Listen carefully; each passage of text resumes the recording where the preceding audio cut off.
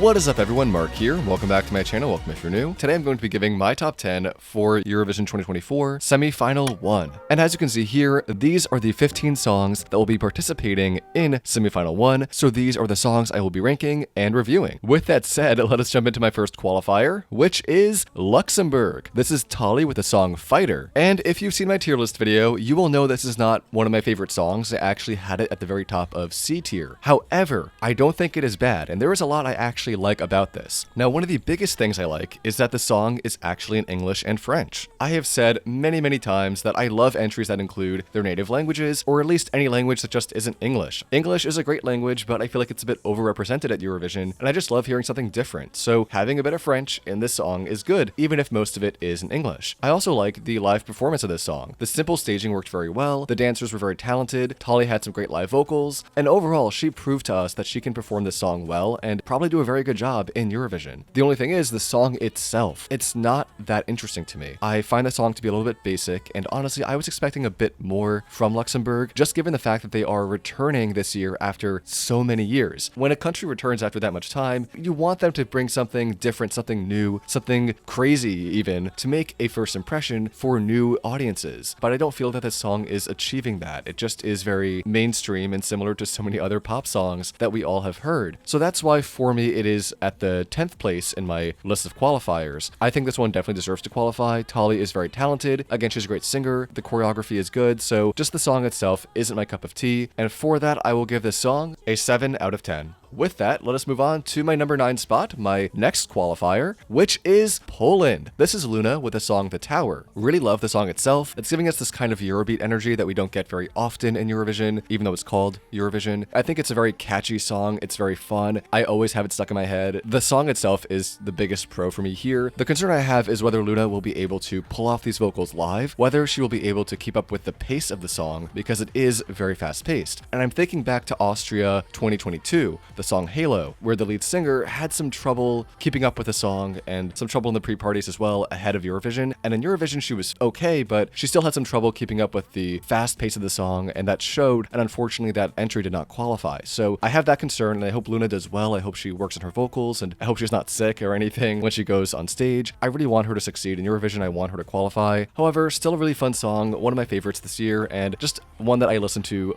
a lot. So with that, let's move on to my 8th place, my third qualifier, which is Azerbaijan. Now this might be surprising to some people. I have not seen a lot of people talking about this song, and I get it. It's kind of different and it's not super exciting or over the top, but I actually like it a lot. I mean, for one thing, I like that it's a bit of a slower song, and I don't usually like slower paced songs, but I feel like for this year, given that we have so many fast paced crazy songs, this works for me. I love the cultural elements in the song as well, especially in the instrumental, and it's elements like these that make the song feel unique to Azerbaijan and make it stand out a lot to me. Sometimes I'll put this on in the background to relax or while I'm doing work or something, because it is just very peaceful and nice to listen to. My concern here is how this will be translated in Eurovision, if people will like this song, if it will be popular, if it will be staged well. So that is why I don't have it higher up in this list. And with that, let's move on to my number 7 spot, my 4th qualifier, which is Ireland. This is Bambie Thug with the song Doomsday Blues. And this one I wasn't so sure about at first. I thought it was messy, didn't flow very well, a bit too unconventional for me. But the more I've listened to it, the more I've watched Bambie's performances, and their performances have been great, by the way. I really came around to this song and I started to like it a lot more. Even the studio track of the song I think is a lot of fun to listen to, and it's so chaotic, but in a way that works. Again, it didn't work for me at first, so I am a bit concerned as to whether audiences in Eurovision will understand it, but once the song clicked with me, that was when I was like, okay, this is actually something special, something unique, something fun, and something that I think should be appreciated a lot more. Ireland has been sending such safe entries lately. I mean, the past couple years, Ireland has sent like the safest entries you could possibly imagine, and the fact that they're sending this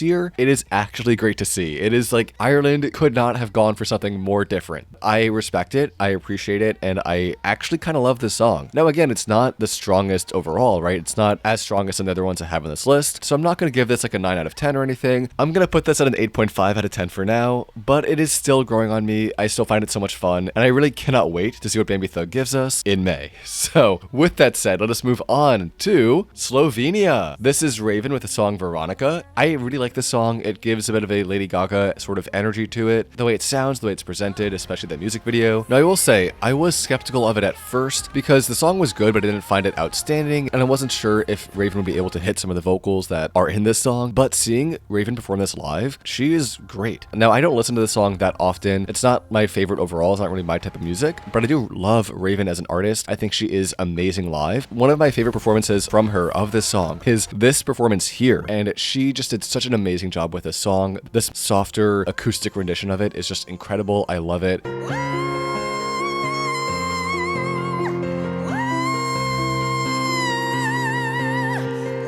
It's moments like this that give me a lot of hope for Raven. I think she will do amazing in Eurovision, and yes, I think she is very, very likely to qualify. Is this song as strong for me as my top 5? No, but I like it a lot, and for that I'm going to give it another 8.5 out of 10, very close to a 9 out of 10. If this were my overall ranking video, not just for the semifinals, everyone's going to be getting a 9 out of 10, so I want to keep it a little bit objective. But anyways, let's move on to my top 5 qualifiers for semifinal 1, beginning with Lithuania. This is Sylvester Belt with the song Luktelk, and one of the catchiest, most eye-catching, most dynamic songs that we have, in my opinion, this year. I love, for one thing, that it's sung all in Lithuanian, a language I always love to hear. We've heard this language the last 2 years as well, so I hope Lithuania keeps sending songs in their language. I also cannot wait to visit Lithuania. I'm going to be going there very soon. That said, song itself is great, really fun to listen to, very catchy. It has a bit of a dark aesthetic to it, both in the song itself and in the live performances. I like that there's a lot of songs this year that are a bit more dark and edgy, you know, like I like that. It's cool. I think we need more of it. Also, the live performance is excellent. Sylvester hits all the right notes. He's a great singer, great dancer, great performer, great everything, great stage presence, and I also love the choreography here.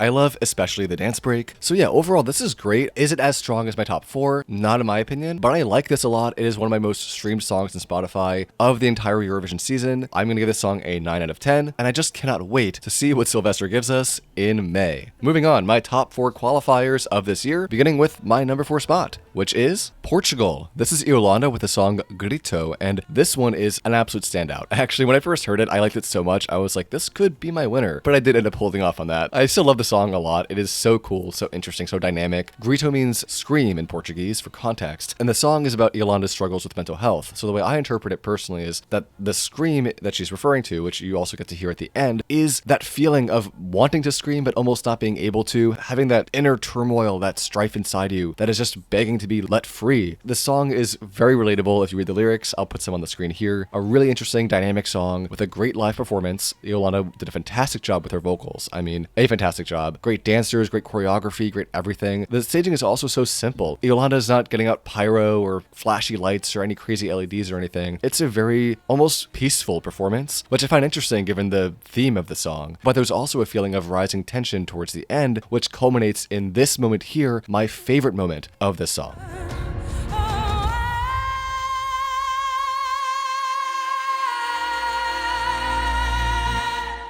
Yeah, I felt that. Love this song, love this performance, love everything about it. I just like my top 3 a little bit more. This song easily gets a 9 out of 10, a fantastic song, one of my favorites from Portugal, and I just cannot wait to see this in Malmo. Portugal's entries just hit different, and with that said, let's move on to my top 3, beginning with Serbia. This is Teodora with the song Ramonda, and one of my absolute favorites of this entire year. The song is beautiful. I mean, everything about this is beautiful, from the song itself, to the lyrics, to the staging, to Teodora's voice. This is, in my opinion, near perfection. The song title and the song itself references this flower called the Ramonda. This flower is native to Serbia and is also a very rare flower, and it holds a very significant place in Serbian culture. Historically, this flower has been used to symbolize victory in World War I, which was a very costly conflict for Serbia. Serbia actually had the highest casualty rate relative to its population in this conflict. So this flower really is integral to the country's history and culture. Now, Teodora has said the song is open to interpretation, so in my own interpretation, I see this flower as being symbolic of peace and justice. And there's a lyric where she asks, "Where have the lilac Ramondas run off to?" And I interpret that to be referencing the state of the world today, essentially asking, where has peace gone, where has justice gone, and what has this world come to? Again, that's just my interpretation. I'm sure it's probably a bit different. That's how I listen to this song, that's how I perceive it. And assuming that is what Teodora is trying to convey, she conveys it beautifully through her voice, through the lyrics, through the song, through even the staging. I love the way the flower shows up at the end. You don't really see the Ramonda until the very, very end when you see it rise up on stage, and just a beautiful visual. Few entries this year have moved me as much as this song has. So for me, I'm going to give it a 9.5 out of 10. Absolutely beautiful song, one of Serbia's best entries, and I just cannot wait to see this in May. So, moving on, let's move on to my top two songs of semifinal 1, my top 2 qualifiers of semifinal 1, beginning with Ukraine. This is Alyona and Jerry Heil with the song Teresa Maria. Now, this is definitely one of my favorite songs of this entire year. It is powerful, it is captivating, it is unique. Jerry Heil is an amazing vocalist, and I was actually a big fan of her last year when she was in Vidbeer, and I am just so happy to see her finally going to Eurovision. She has some outstanding vocal moments in this song, like this moment I always play here, which I think is the best example. Moments like that really drive this song and make it so powerful and so captivating. Jerry Heil is an amazing artist, and I think she's going to do amazing in Eurovision. And I also want to give a shout out to Alyona. Her rap verse is so great in the song, and I think it's a big part of what makes the song work. I think if it was just Jerry Heil's vocals, it would be a little bit too melancholy and just not that unique to us, not that exciting. But having that rap verse in there gives so much balance to this song, and it truly makes it stand out. This song really has everything I could want in a Eurovision song. It has some of those more melancholy, more soulful parts, but it also has rap. It has this more energetic part of the song too. So for me, the song is not only very uplifting and powerful, but it's also fun. So that is why this song is in my top 2 of semifinal 1. I think this is definitely going to qualify. Keep in mind, when we saw this in Vidbeer, there were technical issues and issues with the sound mixing and everything. And despite that, Jerry Heil and Alyona gave a standout 10 out of 10 performance. So I can only imagine what this will look like in Malmo with all the fancy staging and all the cool tech and stuff and LED effects. I just cannot wait to see what they will do with this song, because I think if staged correctly, this can even win. This is a great song, great message as well. The message of the song is about peace, justice, and unity, and using the figures Mother Teresa and Mary as symbols for those virtues. And I think that is a very interesting use of symbolism and a strong message during a time when the world is so divided. So for that reason, I'm going to give this song a 9.5 out of 10. Close to a 10 out of 10 for sure, but I will reserve that for my number 1 in this list, which is, you guessed it, Jojo Siwa with the song Karma. Jojo Siwa's extremely successful and totally not awkward rebrand has been incredible. I mean, the vocals here are just out of this world. This song for me gets an 11 out of 10, absolute perfection. Now this song is very interesting. Wait, sorry. You're saying this is not part of Eurovision this year? Jojo Siwa is not, oh, sorry, okay. Anyways, really my first place is Croatia. This is Baby Lasagna with the song Rimtim Tagidim, and this is definitely one of these standouts of this entire year. I've said it time and time again, but this song is probably the only song so far to give me clear, definitive winner energy. Do I think this can win? We'll see. I think it obviously will qualify. I think it is likely to win the televote. With the juries, we have no idea. But if it does win, I think it would be very well deserved, and also, keep in mind, it would be Croatia's first win as well. This song is really unique, very fun, very exciting, very strange in a lot of ways, but in ways that work. I think what makes this work is not just the song itself being funny and having funny lyrics like meow cat, please meow back. It is the live performance, the stage presence, the charisma that Baby Lasagna has when he's on stage, the dancers in the background, the outfits that they're wearing, the neon cats in the background, all of that just comes together to give an absolutely standout performance. Even though we have a lot of songs this year that are a bit funny or fast-paced or high energy, this song stands out among all of them for a number of reasons. I think one of the biggest reasons for me is actually the message of the song, the meaning behind it. The song is about people leaving the countryside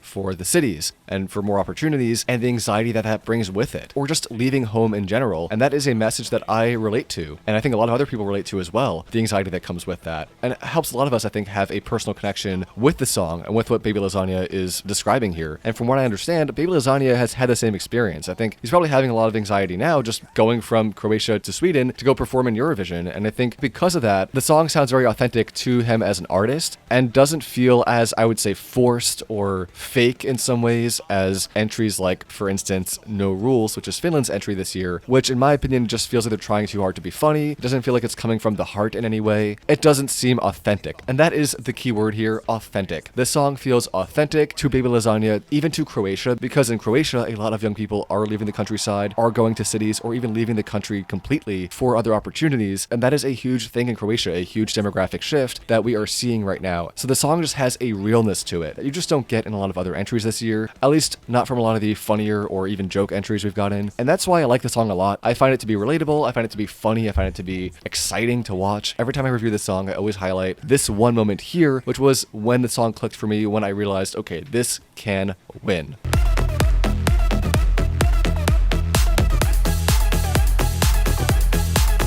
When I saw that, I knew this song was something different. I knew it clicked with me more than other songs, and I realized, yes, this song deserves to be in the final. This song deserves to get at least a top 10 result, and this song deserves to hopefully, potentially even, be Croatia's first win. It's almost hard to put into words what makes a song work, besides all the elements coming together so well. And I know this is not everyone's cup of tea. I've seen a lot of comments saying it's overrated, which is like valid, I get it. Objectively, the song is not a vocal masterpiece, but I like it. It is my thing, and I just have to give it, personally, a 10 out of 10. With that said, this has been my list of my top 10 songs for semifinal 1 of ESC 2024. Remember, these are my qualifiers just for the semifinal. Here's the full list, okay? So here's all the songs that I was reviewing, and as you can see, the songs that I did not include are Iceland, Moldova, Australia, Cyprus, and Finland. Now, are any of these songs bad? No, it's just that I prefer the 10 songs I have here just a little bit more, and that is why, unfortunately, these 5 just are not my qualifiers. But that said, I love all these songs, like, these are great, and I just cannot wait to see what each of these artists